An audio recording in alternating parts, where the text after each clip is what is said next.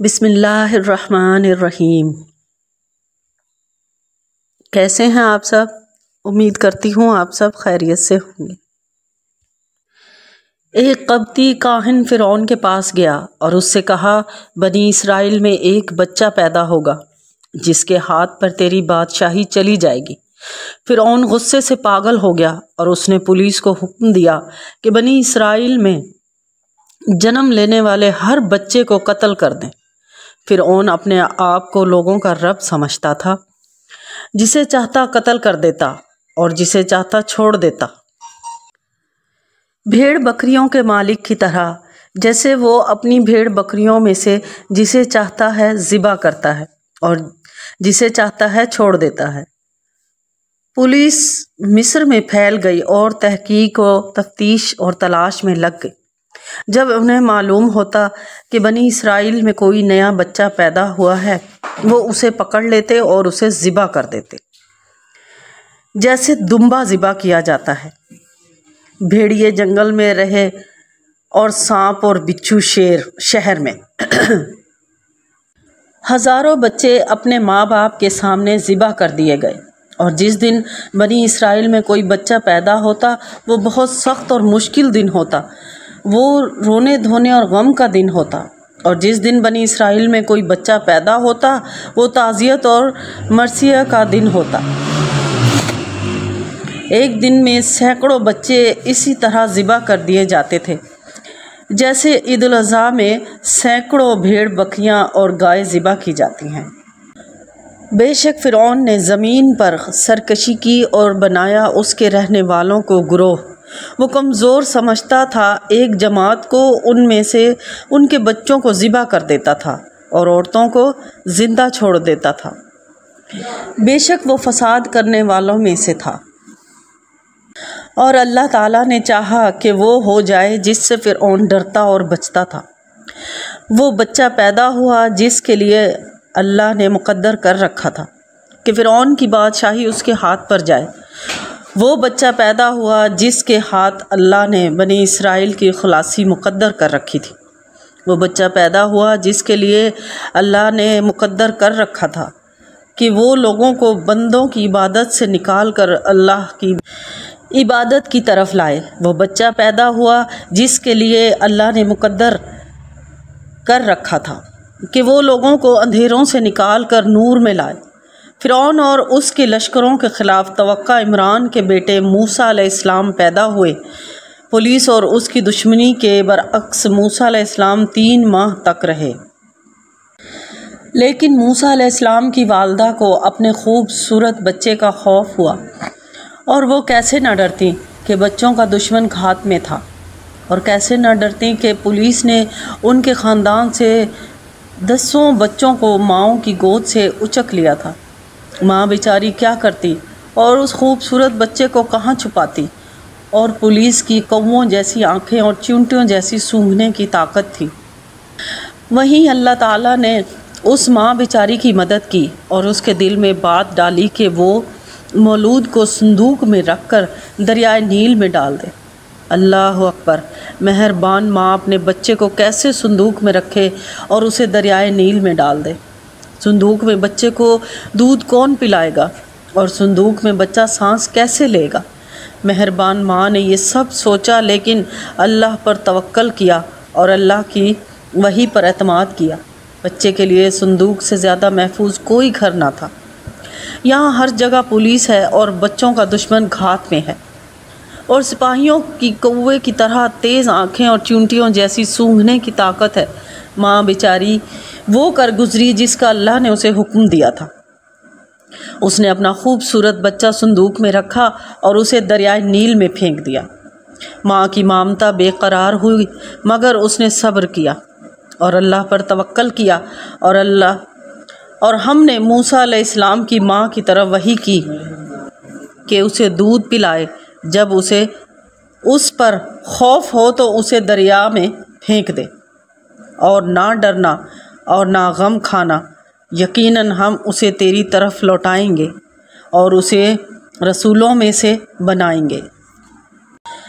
نیل کے کنارے فرعون کے بہت سے محل تھے۔ وہ ایک محل سے دوسرے محل میں جاتا اور نیل کے کنارے تفریح کرتا تھا۔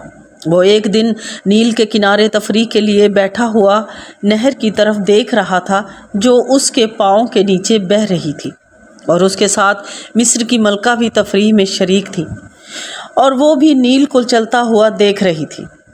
اس تفریح کے دوران اس کی نظر اس صندوق پر پڑی جس کے ساتھ نیل کی موجیں اسے کھیل رہی تھیں، جیسے اسے چوم رہی ہوں۔ جناب، کیا آپ بھی صندوق دیکھ رہے ہیں؟ نیل میں صندوق کہاں؟ یہ تو لکڑی ہے جو نیل میں گر گئی۔ نہیں جناب، یہ صندوق ہے۔ اور صندوق قریب آیا۔ لوگوں نے کہا، ہاں یہ صندوق ہے۔ بادشاہ نے ایک نوکر کو صندوق لانے کا حکم دیا۔ نوکر گیا اور صندوق نکال لایا۔ صندوق کھولا گیا۔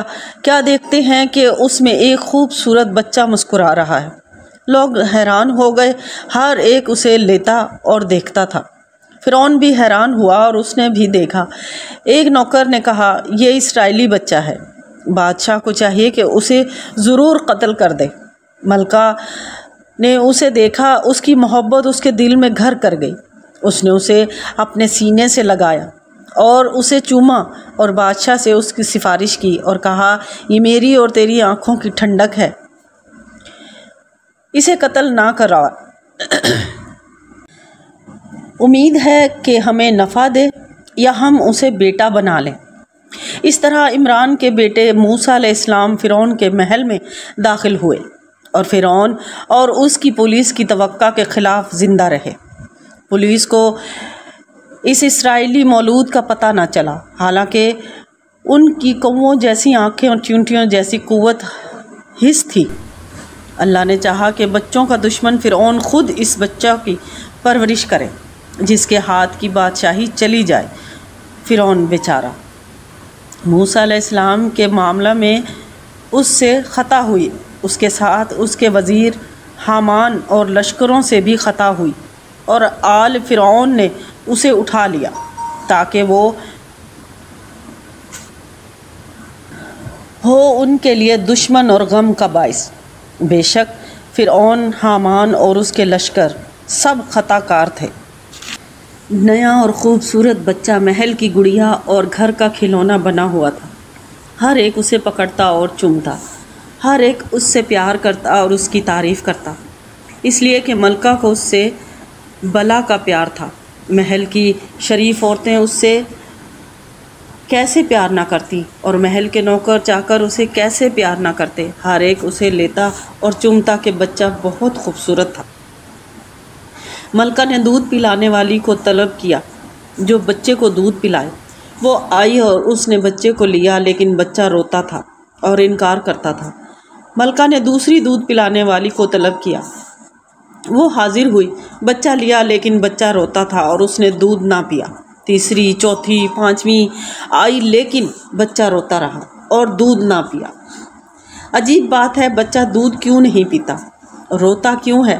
دودھ پلانے والیوں نے بچہ کو دودھ پلانے کی کوشش کی تاکہ ملکہ خوش ہو اور اس سے انعام لے، لیکن اللہ نے دودھ پلائیوں کا دودھ اس پر حرام کر دیا تھا۔ بچہ محل کی بات اور گھر کا مشغلہ ہو گیا۔ اے بہن، کیا تو نے نیا بچہ دیکھا ہے؟ ہاں دیکھا ہے، بچہ بہت خوبصورت ہے، لیکن وہ عجیب بچہ ہے اور بچوں کی طرح نہیں، وہ دودھ نہیں پیتا۔ جب دودھ پلائی اسے پکڑتی ہے تو وہ روتا ہے اور دودھ پینے سے انکار کرتا ہے۔ بیچارہ بچہ کیسے زندہ رہے گا؟ مر جائے گا۔ ہاں، کئی دن تو ہو گئے ہیں اور اس نے دودھ نہیں پیا۔